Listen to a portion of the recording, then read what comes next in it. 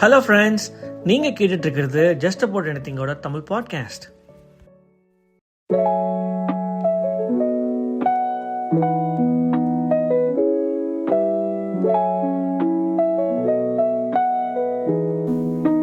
உங்களுக்கெல்லாம் காலைல எழுந்த உடனே நல்ல ஒரு சூடான ஒரு ஃப்ளேவர்ஃபுல்லான காஃபியோ இல்லை டீயோ குடிக்கிறதுக்கு பிடிக்குமா?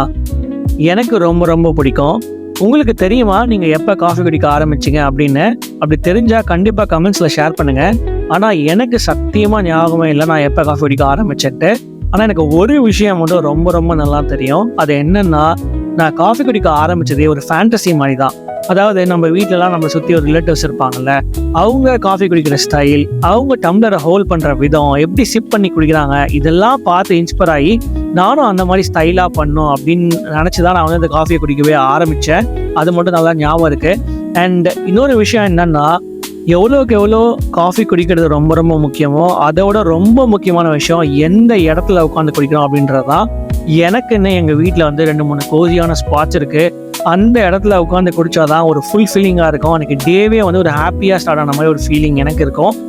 எனக்கு இன்னும் நல்லா ஞாபகம் இருக்குது, எங்கள் நேட்டிவில் வந்து எங்கள் வீட்டோட என்ட்ரன்ஸ் இருக்கும். அந்த என்ட்ரன்ஸ் பக்கத்துலேயே வந்து மாஸ்டர் பெட்ரூம் போகிறதுக்கான ஒரு வழி இருக்கும். அந்த போகிற வழி, அந்த படி இருக்கும், நிலப்படி இருக்கும்ல, அந்த நிலப்படியில் உட்காந்து தான் நான் வந்து எப்போவுமே காஃபி குடிப்பேன்.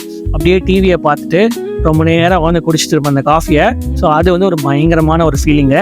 அண்ட் இப்போ ரீசெண்டாக எனக்கு என்ன ஒரு பயங்கரமான அட்ராக்ஷன் என்னென்னா, ஒரு நல்ல காஃபி ஷாப்பில் நல்ல வைபான நல்ல ஆம்பியன்ஸ் உள்ள ஒரு ஸ்பேஷியஸாக பிரைட்டாக இருக்கிற இடத்துல போய் ஃப்ரெண்ட்ஸ் கூட உட்காந்து நல்லா பேசிட்டே வந்து காஃபி குடிக்கணும் அப்படின்றது வந்து ஒரு எனக்கு அட்ராக்ஷன். அதனால வந்து எப்பெல்லாம் சான்ஸ் கிடைக்குதோ முடிஞ்ச அளவுக்கு ஃப்ரெண்ட்ஸை கூப்பிட்டு போய் எங்கேயாவது காஃபி குடிக்கணும் அப்படின்னு தான் நான் பார்ப்பேன். இன்ஃபேக்ட் டிவி இல்லை வெப் சீரியஸ், மூவிஸ் எதுலையாவது ஒரு காஃபி ஷாப் பார்த்துட்டு வச்சுக்கோங்களேன், ரொம்ப எக்ஸைட் ஆகிடுவேன். உடனே அதை பற்றி பேச ஆரம்பிச்சிருவேன். காலேஜ் படிக்கும் போதெல்லாம் வந்து நான் என்னோடய ஃப்ரெண்ட்ஸ் கிட்ட வந்து நிறைய பேசின விஷயம் என்னென்னா, நம்மளுக்குலாம் பெரியவன் ஆகி வேலை கிடைக்குமான்னு தெரில, அதனால் நம்ம என்ன பண்ணலான்னா, நம்ம வந்து ஒரு நல்ல ஒரு காஃபி ஷாப் ஒன்று வச்சிடலாம், நல்லா வந்து ஒரு சூப்பராக ஹை ஸ்கேலாக ஒரு ஹைடெக்காக ஒரு காஃபி ஷாப் வைக்கணும் அப்படின்ற மாதிரி பேசிகிட்டு இருப்போம். அண்ட் நேச்சுரலி பாய்ஸ்க்கு வந்து காஃபி ஷாப் மேலே பயங்கர இன்ட்ரெஸ்ட் இருக்கும். ஏன்னா அந்த பிளேஸ் தான் அவங்களோட ஃபீலிங்ஸு, அவங்களோட பர்சனல் திங்ஸை ஷேர் பண்ணுறதுக்கான ஒரு விஷயம். அந்த இடத்துல உட்காந்து காஃபி குடிக்கிறோமோ இல்லையோ, அந்த ஃப்ரெண்ட்ஸ் கூட பேசுகிறது வந்து ரொம்ப ரொம்ப ரொம்ப வந்து பிடிச்ச விஷயம். ஸோ அதனாலேயே அது பண்ணும் அப்படின்னு ரொம்ப ஆசைப்பட்டேன். பட் ஆனால் வந்து அதெல்லாம் எதுவுமே நடக்கலை. இதுதாங்க என்னோட காஃபி லவ் ஸ்டோரி. இதே மாதிரி உங்களோட லவ் ஸ்டோரி வித் காஃபியும் நீங்கள் என்கிட்ட ஷேர் பண்ணுங்கள். சரிப்பா, இதெல்லாம் சொல்லிட்டேன், வழக்கம் போல் ஏதாவது மெசேஜ் சொல்லுவியே, சொல்லிட்டு போ அப்படின்னு நீங்கள் சொல்கிற அந்த மைண்ட் வாய்ஸ் எனக்கு நல்லா கேட்குது. இதோ சொல்கிறேன் பாருங்கள்.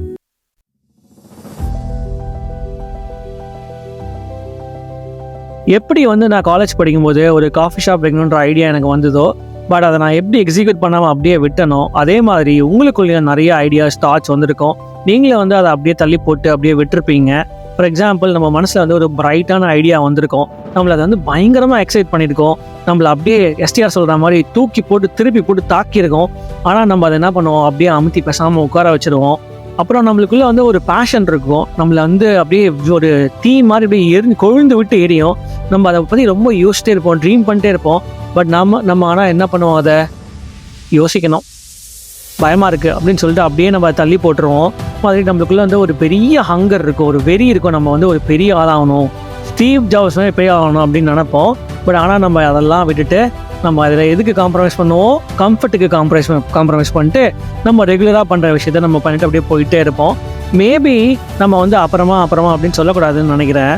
நம்ம என்ன பண்ணணும்னு நினைக்கிறோமோ அதை நம்ம இப்போவே பண்ணணும். ஏன்னா இப்போ தான் அது நம்மளுக்கு ஒரு சாய்ஸு. அந்த சாய்ஸ் நம்ம மட்டுமே மேக் பண்ணக்கூடிய விஷயம் இப்போது.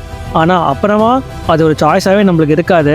இந்த ஐடியா நம்மளுக்கு எவ்வளோ எக்ஸைட்டிங்காக இருந்தது, அந்த ஐடியா வந்து இப்போ கேவலமாக இருக்கலாம்.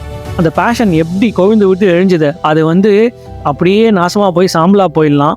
நம்மக்கிட்ட ஒரு வெறி இருந்ததில்ல, அந்த வெறி வந்து அப்படியே மெதுவாக பசியில் வாடி அப்படியே செத்து போயிடும்.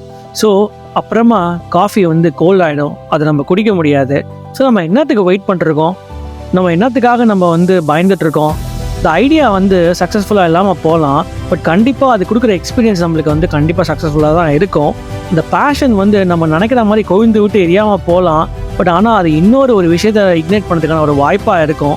நம்ம வந்து ஃபெயில் ஆகிட்டோம் அப்படின்னு நம்ம நினைக்கலாம், பட் யார் எதுவுமே பண்ணாமல் சும்மா இருக்கணும் நம்ம எப்படி சொல்ல முடியும், நான் உன்னை விட நிறையா கெயின் பண்ணியிருக்கேன் அப்படின்னு. த எக்ஸ்பீரியன்ஸ், த லேர்னிங்ஸ் நம்மளை வந்து கண்டிப்பாக will go long way in shaping as to achieve நம்மளோட ட்ரீம்ஸை. ஸோ அதனால் எப்படி நம்ம காஃபியை பிடிச்சி குடிக்கிறோமோ, அதை ஆற விட்டால் கேவலமாக இருக்குமோ, அதே மாதிரி நம்மக்கிட்ட இருக்கிற பேஷன் ஐடியாஸை வந்து ஆற விட்டால் அது கண்டிப்பாக வேஸ்ட்டாக தான் போகும். ஸோ அதனால் காஃபி மேலே இருக்கிற காதல் மாதிரி நீங்கள் உங்கள் பேஷன் மேலேயும் காதல் வச்சு அதை வந்து இன்னும் மேலே எடுத்துகிட்டு போங்க அப்படின்றது தான் நான் சொல்கிற மெசேஜ். ஸோ காஃபியை லவ் பண்ணுங்கள், உங்கள் பேஷனை அச்சீவ் பண்ணுங்கள், அண்ட் டோன்ட் பி கம்ஃபர்டபுள். இந்த எபிசோடை கேட்டதுக்கு ரொம்ப நன்றி. உங்களோட கருத்துக்களை கமெண்ட்ஸில் பதிவு பண்ணுங்கள். உங்களை சீக்கிரமாக இன்னொரு எபிசோடில் நான் மீண்டும் சந்திக்கிறேன். Until then, thank you so much.